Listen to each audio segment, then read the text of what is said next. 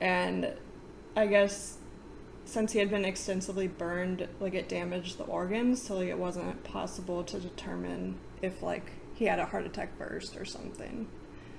So he said it was the first time in his 35 years as a coroner that he had determined or like written down that it was spontaneous human combustion. So then the last case was also around the same time, and also in Ireland, which is kind of weird. But it was December 31st, 2010, and it was 50-year-old Elizabeth McLaughlin of Cardenau. Is that how you say it? Cardenau. I don't know. I'm not Irish. She was found dead from fire in her home around 11 a.m. So her partner, Harry Masterson, found her remains along with her nephew. And Harry had stayed with Elizabeth for the Christmas holiday, but he had gone back to his home in Mobile on December 30th to retrieve medication, and he had stayed the night like at his house. So Elizabeth typically called Harry every morning at 7 a.m., so when she didn't call on December 31st, he was worried and caught the 9:30 bus back to Cardenau. He didn't have a key to Elizabeth's home, so like he had to get one of her nephews, Kevin Loftus, to open the door. And when they opened the door, the house smelled of smoke, and they found 3 dead cats inside. And he saw what he thought was a burned Christmas tree lying in the sitting room floor. But later, Elizabeth's niece Dolores arrived and saw a shoe like in the ashes and stuff, and she started to recognize bits of clothing belonging to her aunt, and then they saw a leg. So like the supposed like Christmas tree was actually her remains. So police were called once they recognized that.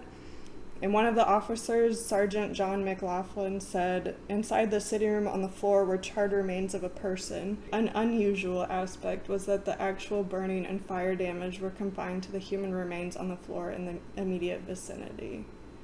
So like again, it didn't spread anywhere else. Even though I assume it was like carpeted and stuff. And Elizabeth's autopsy showed high levels of cyanide in her bloodstream and a high level of carbon monoxide in the air when she died. So it was like clear that she had burned to death, like she wasn't dead before that. And she was burned so badly they had to use dental records to identify her. And her partner, Harry, at the time, I guess he had told news that it was a case of spontaneous human combustion. Like, I don't know if that's because the other case in Ireland was so close, like maybe, but he had used the words, so it got more attention, I guess. But the coroner said, I did a little research, and SHC probably is an urban myth, but when I did see the remains, it did come to mind. But the prevalent theory for her is that it was also the wick effect. Although it's still unknown like how the fire would have started. And I didn't see that she was a smoker. And like I didn't see how her health was since she was 50. Like she could have still been in good health. So it does seem like weird that she couldn't have put herself out if she had accidentally caught herself.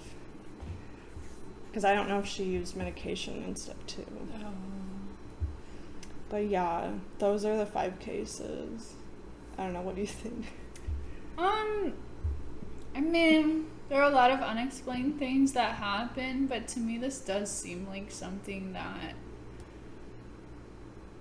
is explainable. We just don't have the full picture to fully understand what happened in this case. Like in these cases. Right. Yeah, I kind of agree with that. I think a lot are like the wick effect. Because a lot of them were smokers too. Right. So. I mean, there seems to be plausible explanations other than. Yeah.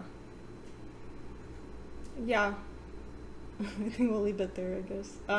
Anomaly Info like has a list of like all these cases. Like they have like 13 pages of like links to cases, and they like investigated cases. So like that'll be in the description if anyone wants to look at them. Because there are like a lot more, but some of them I couldn't find like much more information, so But yeah, that's it. Well, that's it for this episode. As always, our sources for the episode will be in the description, as well as our social media links. We're on Facebook and TikTok under Let's Be Brief, so check us out there for updates. Also, email us at letsbebriefed@gmail.com if you have any ideas on future topics you'd like us to cover. We're updating our list with topic options, so if we know you're interested, we can bump a topic up the list. Until next time, stay briefed.